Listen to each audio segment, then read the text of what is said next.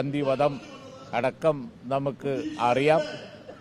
മഹാത്മാ ഗാന്ധിജി ഈ സ്വാതന്ത്ര്യം നമുക്ക് നേടിത്തന്നെങ്കിലും ഇത്തരം ഒരു ഭരണഘടന നമുക്ക് ലഭിക്കാൻ ഗാന്ധിജിയും അംബേദ്കറും ഒക്കെ കാരണക്കാരായി എങ്കിലും അന്ന് തന്നെ നമ്മെ ബാധിച്ചിരുന്ന ചില നൈരാശ്യം ഉണ്ട്. മതേതരത്വത്തിന് അന്ന് തന്നെ ഭീഷണി ഉണ്ടായിരുന്നു. ഗാന്ധിജി അതിൻ്റെ ജീവത്യാഗം ചെയ്ത മഹൽ വ്യക്തിയാണ് ലോകത്ത്.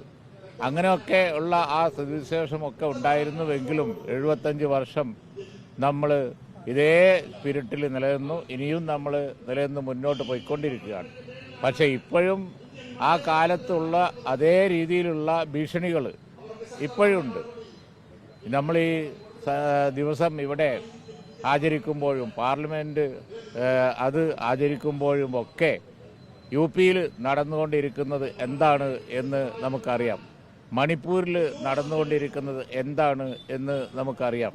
അപ്പോൾ ഇപ്പോഴും ആ ഡെമോക്രസിൻ്റെ വാള് നമ്മുടെ തലയിൽ തന്നെ തൂങ്ങിക്കൊണ്ടിരിക്കുന്നുണ്ട്. ജനാധിപത്യത്തിന്, മതേതരത്വത്തിന് ഒക്കെയുള്ള, സോഷ്യലിസത്തിന് ഒക്കെയുള്ള ഭീഷണി. ആ വാക്കുകളൊന്നും ഇഷ്ടപ്പെടാത്ത പലരുമാണ് ഇന്ന് അധികാരത്തിൽ ഉള്ളത് എന്നുള്ളത് ഒരു വസ്തുത മാത്രമാണ്.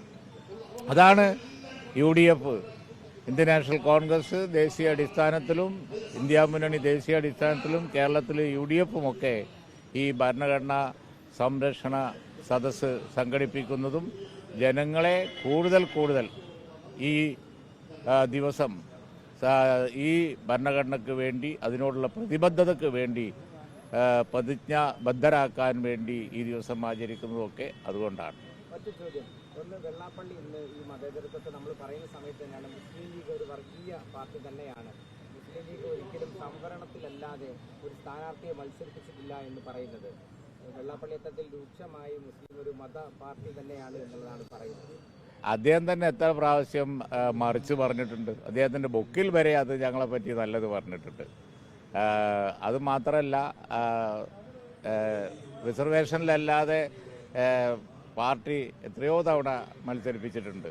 അതൊന്നും അറിയാത്തതുകൊണ്ടാണ്. കഴിഞ്ഞ പ്രാവശ്യം മുമ്പത്തെ പ്രാവശ്യം എന്നറിയില്ല, UC രാമൻ ജനറൽ സീറ്റിലാണ് മത്സരിച്ചിരുന്നത്. അതൊന്നും വസ്തുതയുള്ള കാര്യമല്ല.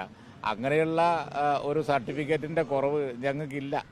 അങ്ങനെയുള്ള ഒരു സർട്ടിഫിക്കറ്റ് ഞങ്ങളുടെ പ്രവർത്തനമാണ്, ഞങ്ങളുടെ റെക്കോർഡ്.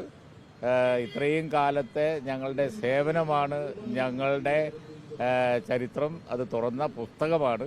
പക്ഷേ ശ്രീ വെള്ളാപ്പള്ളി നടേശൻ തന്നെ പല പ്രാവശ്യം, എൻ്റെ ഓർമ്മ ശരിയാണെങ്കിൽ അദ്ദേഹത്തിൻ്റെ പുസ്തകത്തിൽ തന്നെ ഞങ്ങളെപ്പറ്റി നല്ലത് പറഞ്ഞിട്ടുണ്ട്.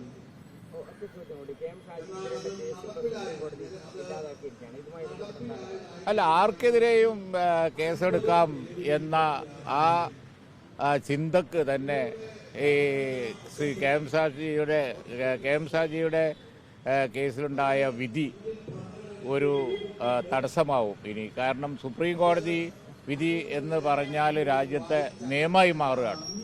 Subscribe to our channel to stay updated on new videos.